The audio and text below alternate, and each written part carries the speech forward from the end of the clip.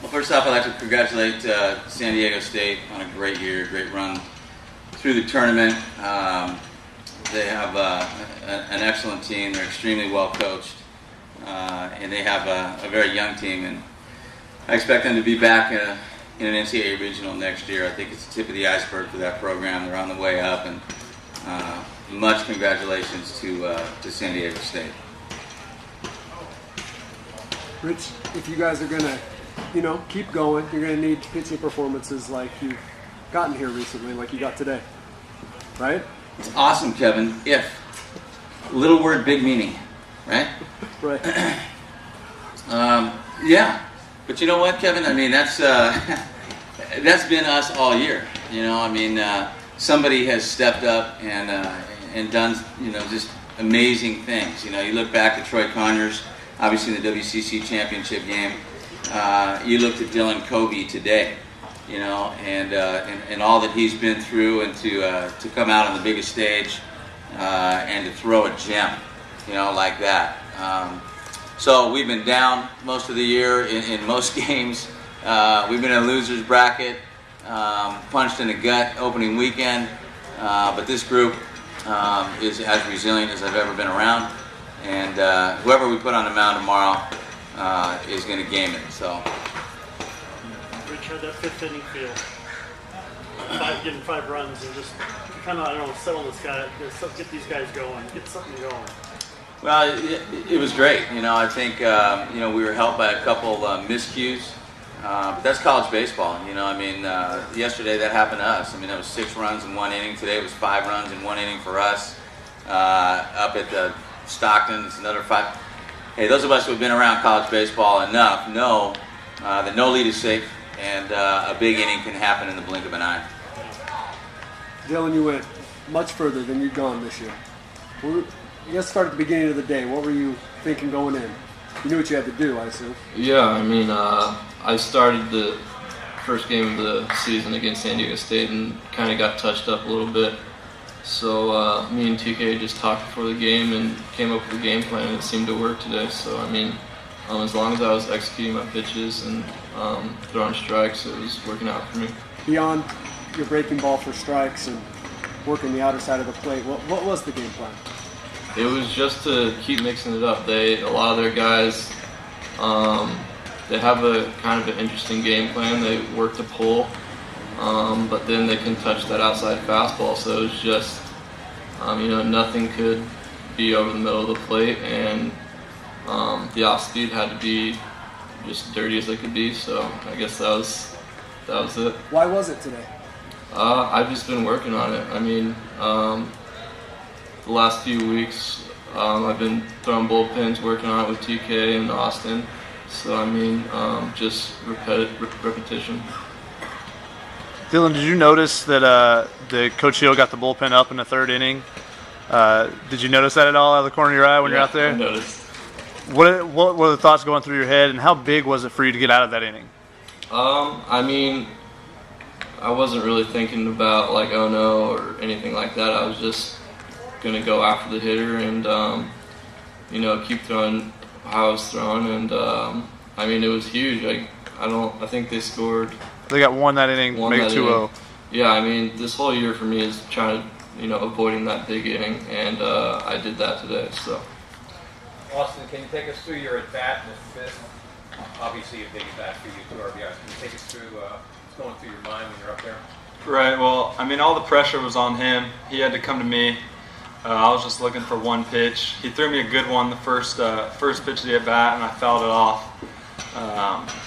But then he threw a ball the next pitch, and I was guessing fastball, to tell you the truth, and he threw one middle in, and I hit it pretty hard through the hole and got the inning going. So. Was it a fastball that you hit? Yes. Can you talk about what you saw from him today in terms of maybe in relation to some other games? Because he's either been pretty good or had some rough outings. Right, well, the last about 4 starts, he's been spot on, progressively getting better, which is what you want out of your pitchers through the year. You don't want them to be really good at the beginning of the year and then terrible at the end. And this is his best start of the year, which just shows the resilience that he has. What does it show about, You had Conyers last week. You now backs against the wall. You got a pitch like this, and you pull one out. What is that about? It can't be Rich's fault. No, this team wants to play another day together. So I mean, that's all it is. Coach Hill, how important has Austin's contributions been in the second half? Well, I think he's been the key. Anybody that asks me, we all know about Chris Bryant. We all know about P.J. Conlon, what he's done. We all know how the best part of our team is the team itself and how resilient we are and how we play through mistakes. But people want to say, well, if there's one guy, and I say Austin Green for about the last 6 weeks, has stepped up, taken over the catching position, hit in the middle of our lineup, and just come up with some clutch RBIs. Most of them with 2 out. But what he's done is truly amazing. He's a fifth-year senior. He's going to get a chance to play professional baseball, and there's been some ups and downs. And he just persevered through everything, and here he is. Standing on the mountaintop, and he deserves, all the praise. He's a great role model for our younger players, and he's a special kid. Rich, you pinch hit twice for your designated hitter before his first at bat. Can you just explain that the last 2 days? Yeah, we have some pretty good righty-lefty matchups. Once it gets down there, and we always put a pitcher in there, that we know isn't going to play, or a player that's not going to play that day. So if it's say first and second, nobody out, then we're going to put a guy up there that can really bunt. If it's second base, run around second, 2 outs, we want to put an RBI guy up there. We wanted to see what Cedaroth was really going to do today. Also, seemed to be going with his slider a little bit more than his 12-6 curveball. So we wanted to get a left-handed bat in there at that point. But it's all matchups, and it's we did it a few years ago too, and it worked, and it's been great so far. Who gets the next important start? Well, we're going to go back to the hotel. We're going to map some things out and figure that out. So Chris Laux will have that for you, I'm sure, by 11 p.m. after your deadline. Dylan, could you just describe your year? Definitely hasn't been, what I expected or wanted, but I'm kind of focusing on my second half right now, and I've been a lot better than I was the first half. So, hopefully I can, continue to pitch with this team, maybe next week, and hopefully. So, obviously this year hasn't been what I wanted, but I'm glad we're in the spot we are right now. I think it's 4-1 this second half, and your ERA is down, all that. What happened? It was just working on it, like I said before, just repeating. I had a couple starts where I was really bad out of the stretch, so those midweek days I just really focused on that, and I think that's what's kind of helped me get to the next level, is being able to pitch out of the stretch effectively. Austin, how have you been able to persevere through your career? Like Coach said, you've had ups and downs, not getting much playing time a couple years ago, and just to work your way back into the lineup and then be able to excel the second half of the season. Well, I think it's all self-belief, putting my trust in God and knowing that He has a plan. I really didn't change much. I've always had a good work ethic. Things just happen to turn around. Just simply self-belief. Rich, talk about having your backs up against the wall. Do you guys thrive off of that position a little bit? I don't know if anybody really thrives off of it. We find ourselves there, and you deal with it. I think this team,